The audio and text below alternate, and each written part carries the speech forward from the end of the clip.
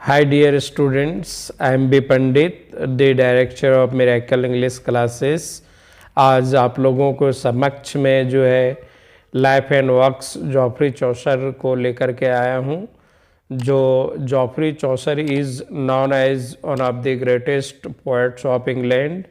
Basically he was the greatest poets of the 14th century England, and he is popularly known as the father of English poetry as well as English literature। तो हम लोग आइए देखते हैं line by line. आज हम लोग समझने की कोशिश करेंगे जॉफ्री चौसर के बारे में। और जॉफ्री चौसर जो है काफ़ी सारे यूनिवर्सिटी में प्रिस्क्राइब्ड रहता है। तो जैसा कि हम लोग देखते हैं कि Geoffrey Chaucer is known as the father of English poetry. Geoffrey Chaucer को जो है फादर ऑफ इंग्लिश पोइट्री माना गया है, मतलब कि कविता का एक प्रकार का इंग्लिश में इनको पितामह बोला गया है। कहता है he is one of the greatest English poets of the 14th century। और ये 14th century के महानतम कवियों में से एक इनका नाम आता है। और he was born about 1343 of a prosperous family in London। और इनका जन्म जो है लगभग 1343 ईस्वी में हुआ और एक सम्भ्रांत परिवार में इंग्लैंड में हुआ। और ये काफ़ी ज़्यादा जो है प्रोस्पेरस फैमिली में इनका जन्म हुआ। हिज फादर, इनके पिताजी का नाम जो था वो नाम था, इनका पिताजी का नाम वो जॉन शेक्सपियर था। इनके पिताजी का नाम क्या था? John Shakespeare. इनके पिताजी he was a wine merchant, और एक प्रकार का एक शराब का वो बिजनेसमैन थे, शराब बेचने का वो ट्रेडिंग करते थे। एंड रिस्पेक्टेड सिटीजन भी थे dear student. As his father was related to the royal household, his father's trade flourished day by day। और इनका ताल्लुकात जो था वो रॉयल फैमिली से होने के कारण जो है ये बिजनेस में काफ़ी सक्सेस थे। जैसे आप लोग देखते होंगे कि कहीं ना कहीं राजनीतिक का सपोर्ट जो है, आपका पॉलिटिकल सपोर्ट बहुत ज़रूरत होता है आपका बिजनेस वर्ग के लोगों को। जैसे अभी आपका अंबानी और अडानी को जो है बीजेपी गवर्नमेंट में काफ़ी मिला हुआ है सपोर्ट, जिसके कारण वो आगे है। तो उसी तरह चौसर को जो है रॉयल फैमिली से काफ़ी मिला हुआ था आपका priority. Chaucer get opportunity to serve the royal court throughout his life. और थ्रू आउट ऑफ लाइफ इनके जो है कोर्ट सर्व करने के लिए इनको जो है काफ़ी थ्रू आउट लाइफ मतलब जीवन भर इन्होंने योगदान दिया। Chaucer passed in his boyhood in London on Thames Street. और इनका जो बचपना जो बीता डियर स्टूडेंट्स, वो टेम्स स्ट्रीट थॉमस स्ट्रीट में इनका ज़्यादातर समय बीता। Near the river, a meeting place of trade from all parts of Europe. और ये टेम्स रिवर के बगल में ही आपका ये पड़ता है थॉमस स्ट्रीट, जहाँ पर यहाँ पर जो है बहुत सारा नदी होने के कारण ये बंदरगाह भी है और बहुत सारे जहाज़ों का बेड़ा का आना जाना यहाँ पर लगा हुआ रहता था। Chaucer was born in the reign of Edward III। और चौसर का जन्म जो है वो किंग एडवर्ड III के कार्यकाल में हुआ और lived through the Richard II। और इनका जो आपका कार्यकाल रहा, कालखंड रहा, वो रिचार्ड II के टाइम में रहा। And the died of the year after the Henry IV। जब हेनरी IV जो है गद्दी पर आए तब इनका जो है वो देहांत हुआ। तो ascendant the throne of Chaucer worked as a page boy. और चौसर डियर स्टूडेंट यहाँ पर एक पेज बॉय के रूप में रॉयल कोर्ट में काम किए। पेज बॉय दरअसल मतलब इसका मतलब होता है आपका सर्वेंट, है ना, छोटा नौकर हम लोग कहते हैं। In the house of King Edward the third, और ये king the Edward the third के घर में यहाँ पर वो काम किया करते थे, और एक छोटा नौकर का और वो पेज का काम किया करते थे डियर स्टूडेंट। अब हम लोग आते हैं आगे की ओर में, जिसमें हम लोग पाएंगे कि his early life and education were not strictly documented. हालांकि इनका जो है बचपन का जो शिक्षा हुआ और इनका जो लाइफ रहा वो बहुत ज़्यादा हम लोगों को कहीं पर देखने को नहीं मिलता है। फिर भी ही रेड लैटिन ग्रामर, इन्होंने लैटिन ग्रामर का अध्ययन किया और इन्होंने लैटिन ग्रामर का अध्ययन किया और लॉजिक का भी अध्ययन किया, और फिर इनका क्लासिकल लिटरेचर को भी इन्होंने अध्ययन किया, और ज्योमेट्री पढ़े और astronomy. Astronomy dear student, astronomy मतलब होता है आपका खगोल विज्ञान में भी इनका काफ़ी पारंगत था। He knew French as well as English, और इनको दोनों लैंग्वेज पर कमांड था, फ्रेंच लैंग्वेज पर और आपका इंग्लिश लैंग्वेज पर था command. He married A made Philippa riot, और इनका जो इनका जो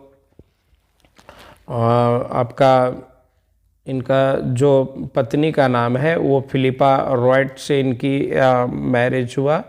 जो फिलिपा रॉयट जो है वो काफ़ी रॉयल फैमिली से वो ताल्लुक़ रखती थी, और यहाँ पर देखते हैं हम लोग फिलिपा रॉयट को।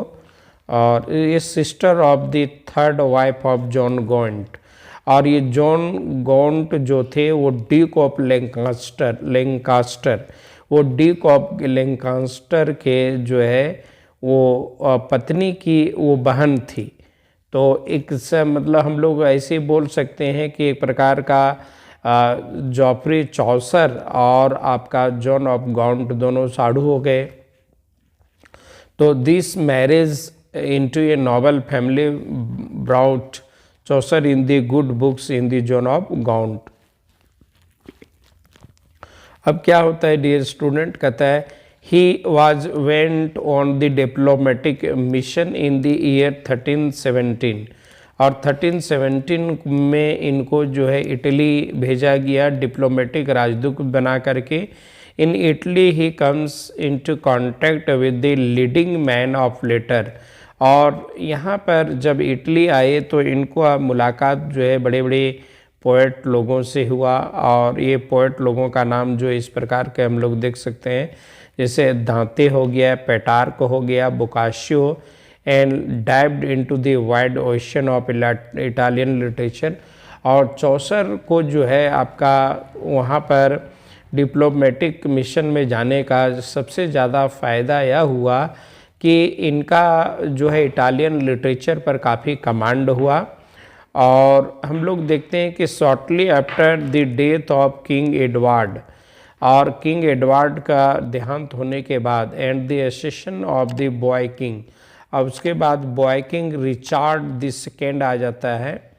तो Chaucer suffered the change immediately, लेकिन ये काफ़ी चेंज जो हुआ वो चौसर के लाइफ पर काफ़ी गहरा मतलब के प्रभाव पड़ा।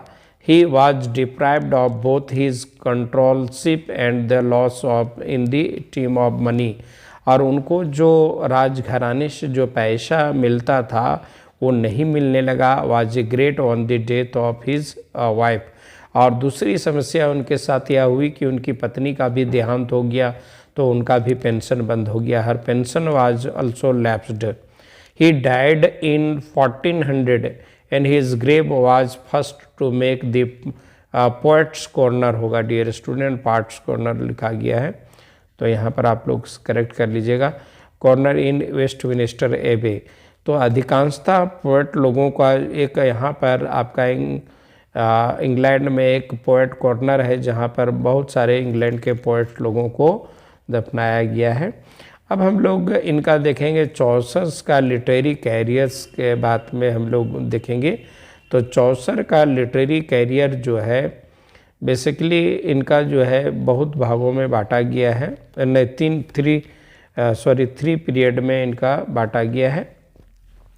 तो Chaucer literary career is divided into 3 periods. पहला आपका द फ्रेंच पीरियड हो गया, जिसका कालखंड है 1359 से लेकर के 1372। और सेकेंड की अगर हम लोग बात करेंगे तो द इटालियन पीरियड हो गया 1372 टू 1386 रहा। और इनका लास्ट कार्यकाल खंड जो है आपका द इंग्लिश पीरियड 1386 से लेकर के 1400 तक रहा। तो फ्रेंच पीरियड में इनका क्या कंट्रीब्यूशन रहा है उनको हम लोग देखेंगे dear student. Chaucer genius were nourished on the French romances which बियर्स favourite reading of the court. और चौसर का जो आपका ज़्यादा प्रसिद्धि हुआ और नॉरिशमेंट हुआ वो कहीं ना कहीं फ्रेंच रोमांस का काफ़ी ज़्यादा प्रभाव पड़ा इनके लिटरेचर पर।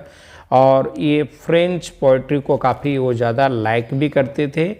And in a strong way his imagination, और इनका इमेजिनेशन भी था। He was considering influenced of the 2 French writers, और 2 फ्रेंच राइटर्स से ये काफ़ी इन्फ्लुएंस भी हुए। द डी डोरिस हो गया हमका और डी म्यूंग हो गया, ये दोनों राइटर का जो है काफ़ी प्रभाव पड़ा इनके लाइफ पर। और into translated English their lengthy romances, और इनके द्वारा लिखा हुआ रोमांस का इन्होंने ट्रांसलेट किया। द रिमोंट ऑफ द रोज हो गया, the famous book included of the French period. अब फ्रेंच पीरियड में इनका कुछ कुछ वर्क है जिसको हम लोग देखेंगे। द रोमांस ऑफ रोज हो गया, द बुक ऑफ डचेज हो गया, थर्ड में हो गया द कंप्लेंट अनटू पिटी हो गया। और इटालियन पीरियड में अगर हम लोग बात करेंगे the Italian period of Chaucer's career dates from the 1372 when Chaucer visited Italy and came into personal contact with the great Italian masters. The influence of Dante was largely responsible for a sudden of his religious feeling Chaucer's. The House of Fame bears close resemblance to Dante's Divine Comedy, the famous work. ये आपका जब चौसर जो है वो Italian period में जब वो इनको इटली भेजा गया डिप्लोमेटिक मिशन में, तो इन्होंने बहुत सारे ग्रेट पोएट के कांटेक्ट में आए और जिनका प्रभाव जो है इनके वर्क में और इटालियन पीरियड में देखने को मिलता है। और इनका दी हाउस ऑफ फेम जो है वो काफ़ी मिलता जुलता है दांते के वर्क से। तो इनका ये वर्क में हम लोग देखेंगे, कहता है द हाउस ऑफ फेम हो गया, द पार्लियामेंट ऑफ हॉल्स हो गया, ट्रायलस एंड कर्सिडा हो गया, बोकाशियो एंड टेल्स हो गया, और पांचवा हो गया द लेजेंड ऑफ गॉडोमेन।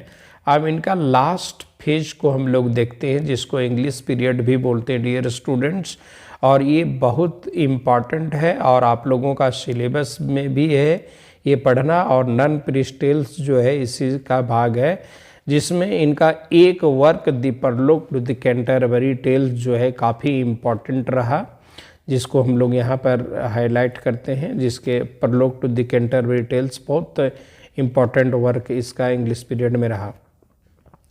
तो the last period of Chaucer's poetic career extending from the 1384 to 1319 is known as the English period, इसको इंग्लिश पीरियड बोला गया है। दिस पीरियड इंक्लूड्स होगा यहाँ पर, इस includes he is remarkable, sorry,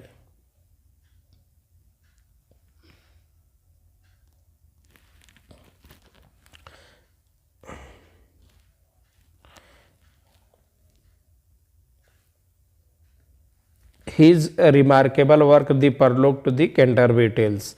He represents the 14th century England throughout his poem. Chaucer is true representative of the age of the age of the 14th century, age of the